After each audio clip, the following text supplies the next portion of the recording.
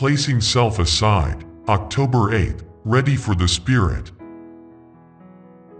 But what things were gain to me, those I counted loss for Christ. Philippians chapter 3 verse 7.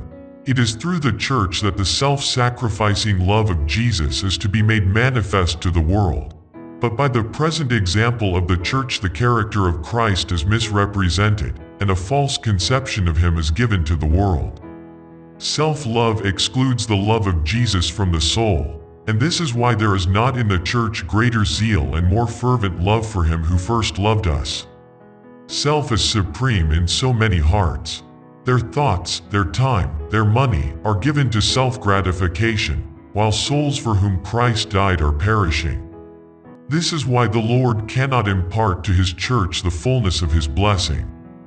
To honor them in a distinguished manner before the world would be to put his seal upon their works, confirming their false representation of his character. When the church shall come out from the world, and be separate from its maxims, habits, and practices, the Lord Jesus will work with his people. He will pour a large measure of his Spirit upon them, and the world will know that the Father loves them. Will the people of God continue to be so stupefied with selfishness?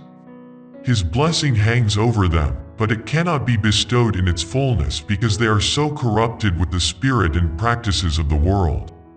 There is spiritual pride among them, and should the Lord work as his heart longs to do, it would but confirm them in their self-esteem and self-exaltation. Shall Christ continue to be misrepresented by our people? Shall the grace of God, the divine enlightenment, be shut away from his church because of their lukewarmness? It will be, unless there is most thorough seeking of God, renunciation of the world, and humbling of the soul before God. The converting power of God must pass through our churches. The Home Missionary, November 1, 1890.